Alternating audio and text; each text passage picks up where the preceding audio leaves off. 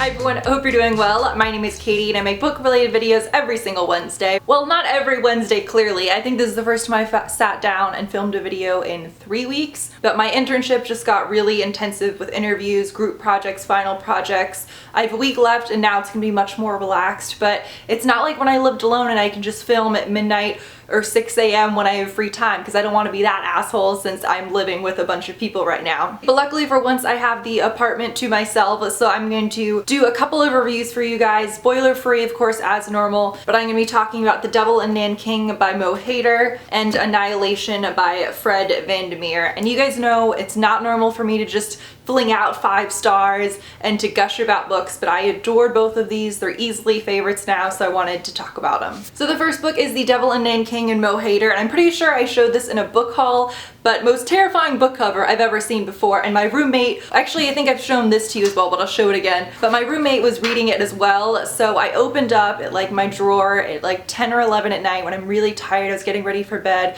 and I opened up my drawer with like my moisturizer, whatever the hell, and this is there. And then I open up my underwear drawer, there's another one. Under my pillow, there's another one. I think she had like a total of 7, I'm not sure, there could be more still. But anyway, The Devil in Nanking is told from 2 perspectives. The first being, I assume most of you guys know what the rape of Nanking is that occurred in 1937 when the Japanese attacked the Chinese city of Nanking. But one point of view is that of Shi Zhongming. He's a Chinese man living in Nanking, and right away when the book starts off, this is not a spoiler, it's how it begins, there is this horrific act, and you're not told what this horrific act is until actually the end of the book, but all you know is Shi Zhongming has witnessed this horrific thing that has happened, even more horrific than the types of things you generally hear about happen in the rape of Nanking, which says a lot. He sees this act occur, he knows that this one man has filmed this event, so he takes the camera and now he is in possession of this documentation of this horrific thing that has happened. Then the story jumps forward in time. I want to say it takes place in the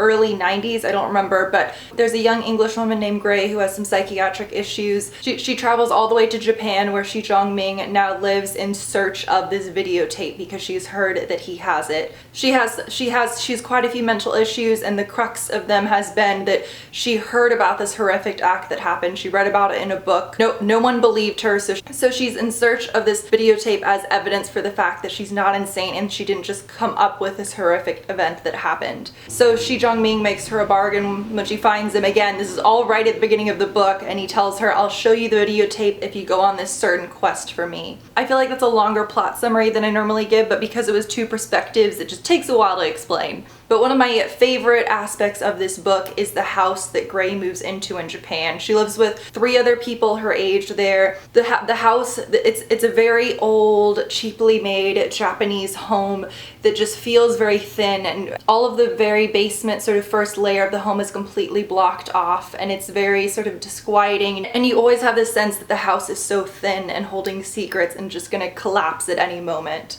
I also really enjoyed the dual perspective and how they build on each other, because you have the one perspective, Shi Zhongming, where he's in China and he knows the Japanese are coming, and then you also have the perspective of Gray and trying to sort of solve this quest Shi Zhongming has sent her on, and it sort of leads to this crescendo of this, you know, final horrifying moment for both of them. And because of that, the tone of this book was just wonderful. You really have that sense of just impending dread, and there are also a lot of really wonderful themes throughout it. One thing that Gray really struggles with is the idea, is ignorance just as bad as evil? And that's something that's talked about a lot throughout this book. So overall, it just felt incredibly unique. If you're looking, it almost felt like a combination of a coming of age horror novel / detective novel, but it was also quite well written, so I just really enjoyed it. I honestly don't have a lot of cons for either of these books I'm talking about today, which is really rare for me. I did see some reviews saying people felt like it was a little bit too dragged out, and I think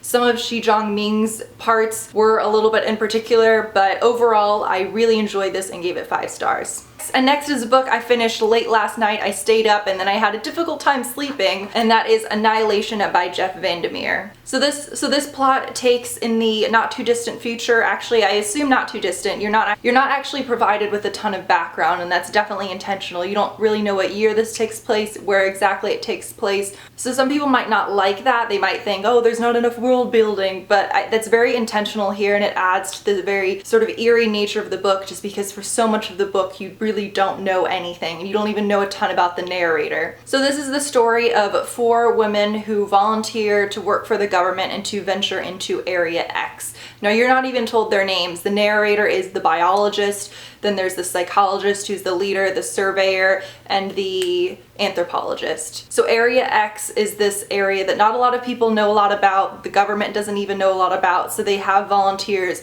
with sort of a certain expertise to go into the area and explore it. So this is the 11th expedition, and these women know that sometimes horrible things have happened to the previous expeditions, but really there's not a lot of background to this, and I think that's what makes the book so wonderful, because there's just an incredibly disquieting nature around this entire book. It just feels very disconnected, and that's not normally something you'd want. You wouldn't normally want a book or narrator to feel disconnected or for there to be a lack of world building, but I can't explain how well it works here.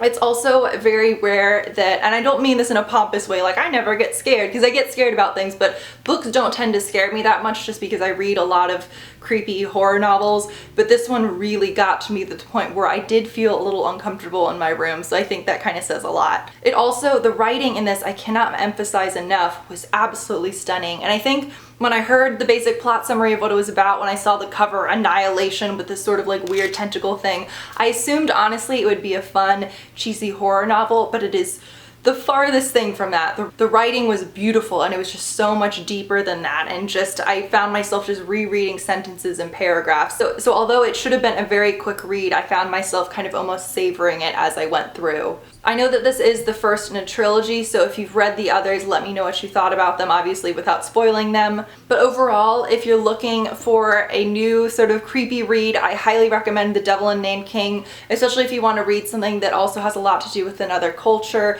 and if you want sort of a detective novel situation, and I highly recommend Annihilation if you're looking for sort of a horror sci-fi. And one other quick note I forgot to say about Annihilation, but although it was written in 2015, I didn't realize that initially when I was reading it, and it really had this sense to me as if it was almost written in the 1950s. It just very much felt, because of the writing, like a new classic. So those are 2 new favorites of mine. Please let me know if you've read either of them or anything else by the other authors that you would recommend. I will put the link here if you want to go ahead and subscribe, and I'll see you guys soon. Bye!